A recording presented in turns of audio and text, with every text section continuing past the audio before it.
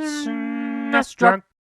Hi there, I thought it'd be fun to take a look at some of the best arcade games of the early 90s that never got Super Nintendo ports for whatever reason. Now, there are literally thousands of arcade games, and yeah, we can play these today thanks to the MAME emulator, so I have to keep this list somewhat short. I could make this video like 3 hours long if I really wanted to. Also, yes, I'm aware that the idea of this video is a bit of a stretch. The arcade games you'll see here definitely would not look that much like how they would have appeared as a Super Nintendo port. I'm not that naive. Granted, we did get some really good arcade ports on the SNES like Turtles in Time, but for every good arcade port, there was a putrid one like Pit Fighter. Still, this is just a pie-in-the-sky kind of idea video, so whatever. For me, the most obvious choice of a game that should have appeared on the SNES is X-Men, one of the best arcade beat-em-ups ever made, whether it was the 4-player version or the gargantuan 6-player version, although I always felt bad for whoever got stuck with Dazzler. Anyway, what makes this game so good is how fast-paced it is. The inherent problem with beat-em-ups is that it can get boring quickly while doing the same thing over and over, but there's so much energy in this game. It's really fast for a beat-em-up, and the mutant powers are a lot of fun. I have to think this would have ended up better than Mutant Apocalypse on the SNES. Yeah, it probably wouldn't have been 4-player, but even as a 2-player beat-em-up, this is still a great game.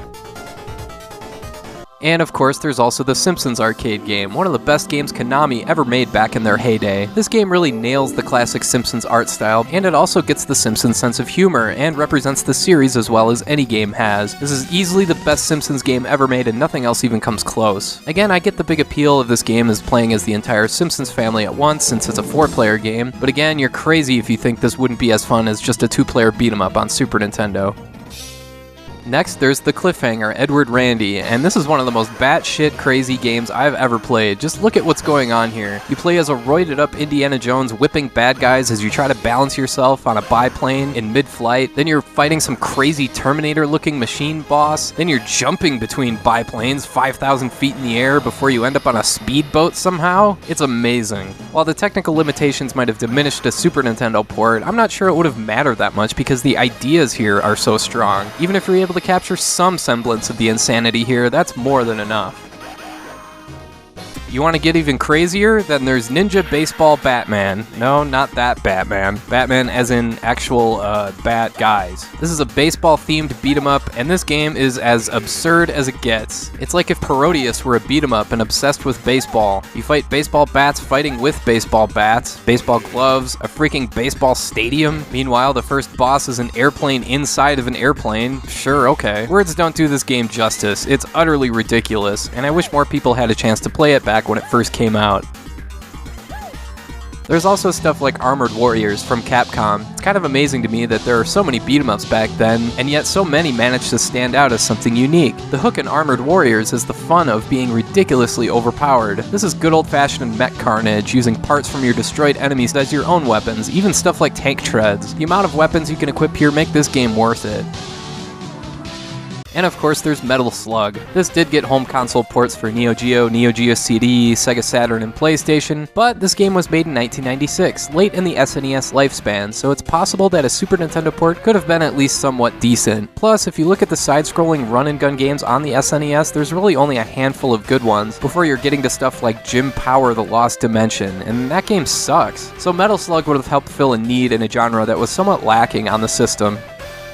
Next, there's Elevator Action Returns, a souped-up sequel to the original Elevator Action from way back in 1983. This is a really interesting blend of stealth, puzzle platforming, and run-and-gun gameplay. You sneak around using the elevator, traversing huge buildings, shooting bad guys, collecting items while meticulously making your way around, occasionally using the elevator to hide and bide your time, or even squash enemies. The level ends when you enter all the red doors. I really like how certain arcade games of the era weren't afraid to try new things, and this game is certainly a bit different, as is Nitro Ball, also known as Gunball. What in the hell is going on in this game? Well, it's a top-down 8-directional shooter where you shoot football players and football-related things, but you're inside a pinball machine, and you can eventually turn into a pinball and knock enemies over. What? The second level is kind of a military motif, and the third level is some kind of Ghostbusters sort of a thing, I guess. And yes, it's all pinball related for some reason. It's like they said, hey, let's take Smash TV and then pick the names of random stuff out of a hat and then build a game from it somehow. But hey, as a game, it's pretty entertaining. You never know what you're gonna see next.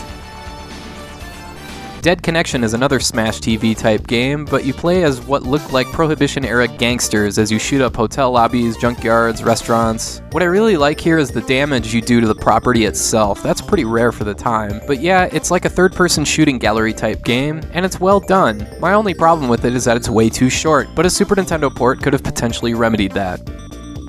Of course, you can't talk about 90s arcade games without talking about one-on-one fighting games. My personal favorite back then was X-Men vs. Street Fighter, which served as a precursor to later stuff like Marvel vs. Capcom and Capcom vs. SNK. I remember as an 11 or 12-year-old writing a letter to Nintendo Power begging for an X-Men one-on-one fighting game, and maybe somebody heard me. Alright, maybe not. But still, I've always loved this game and felt it would have been right at home on the Super Nintendo. Instead, we got Street Fighter Alpha 2, which is a fine game, but it didn't have mutants with adamantium claws or optic lasers and stuff.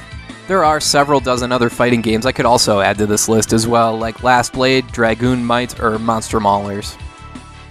Next, there's NHL 2-on-2 Open Ice Challenge, otherwise known as the hockey equivalent of NBA Jam. This was also made by Midway, and it plays just like you'd expect. Yeah, I know, Hit the Ice is the same sort of thing, but a bit more cartoony, but this game has real NHL players, which means it has real NHL hair. Check out these mullets. But yeah, this is a really fun game that didn't catch on as well as it probably could have back in the 90s. Finally, I gotta pick at least one shoot 'em up for this video, and I might as well pick Aero Fighters 2. The great thing about Aero Fighters for SNES is that it's the rare co-op shoot 'em up that doesn't suffer from any slowdown at all. The second game looks every bit as good, of course. There's a gazillion other shoot 'em ups I could pick for this video, like Twin Eagle 2 or one of the 1940 games, but hey, Aero Fighters worked great on SNES, so it would have been nice to see a sequel. Anyway, that's all for now. Thanks for watching, and have a great rest of your day.